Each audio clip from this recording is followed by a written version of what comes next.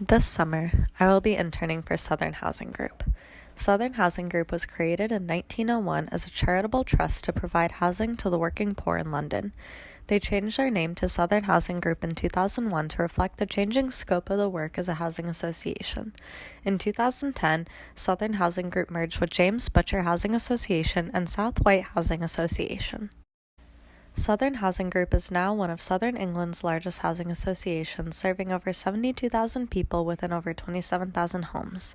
Southern Housing Group is a housing association that provides an array of housing options for different populations, including traditional social housing through local authorities, also referred to as council housing, shared ownership, in which you purchase a share of a home and pay the rest through a subsidized rent, affordable rent, which is no more than 80% of market rent and is only available to those who are able to afford the rent for less than 40% of their income, and market rent or sales.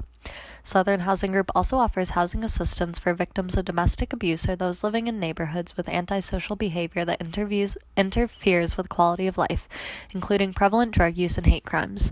Part of Southern Housing Group's mission is also to increase quality of life in the neighborhood served by providing neighborhood-based activities, information on housing policy, and advice for residents, as well as help with finance, utility bills, learning about technology, and getting into worker training. Since Southern Housing Group serves a wide range of populations, from low-income families to elderly to working-class adults who can afford market rent, services offered are specific to each housing complex. Southern Housing Group also has a goal of reducing environmental impact of homes by providing energy advice and investing in renewable energy such as solar panels and heat pumps.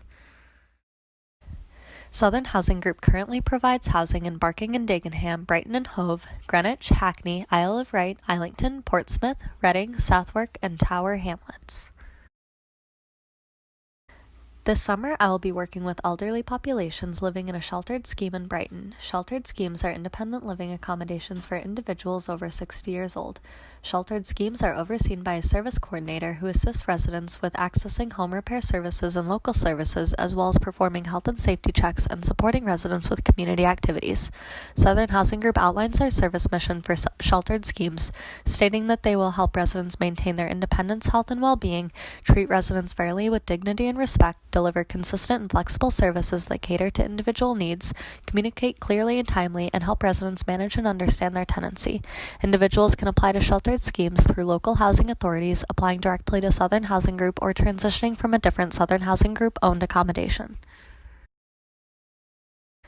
Housing associations are private nonprofit organizations that provide subsidized housing to those in need. Housing associations are often regulated by the government or local authorities and receive public funding. Housing associations are governed by voluntary boards. According to gov.uk, housing associations are considered part of the third-party sector, which includes value-driven organizations that reinvest surplus to further social, cultural, or environmental goals.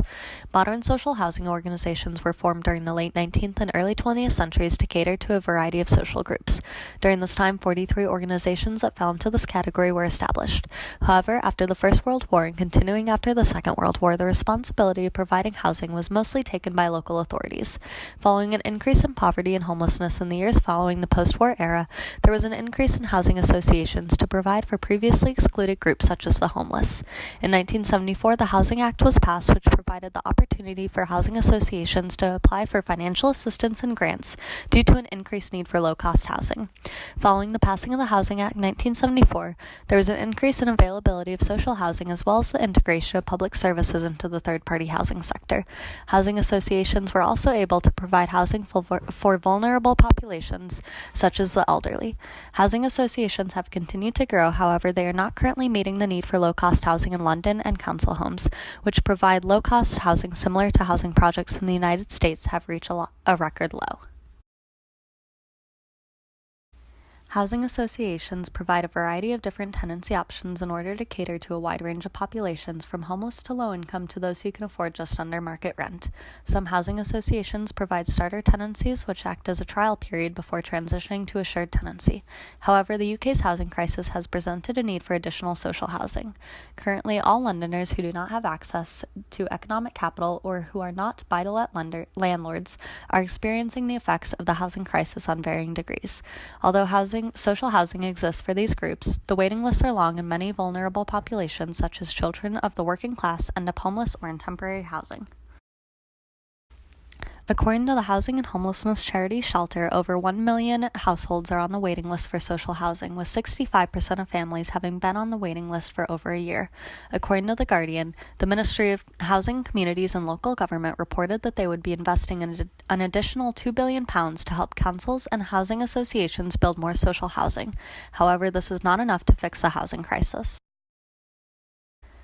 While previously the Housing Act 1974 provided funding for housing associations, allowing for an increase in social housing and the ability for the organizations to provide housing to more vulnerable populations, the current policy entitled Right to Buy has more negatively impacted the availability of housing for low-income populations. Right to Buy allows those living in council housing to purchase their homes at discounted rates. Due to this, homes are moving into the private sector and new council homes are not replacing them. Since this is a policy being followed throughout England, Southern Housing Group does allow for tenants to purchase homes through Right to Buy. Similarly, in the U.S., rent has continued to increase, pushing low-income populations out of cities, while the availability of low-cost housing is quickly decreasing. Southern Housing Group provides social housing to those in need while also providing housing options for other income levels.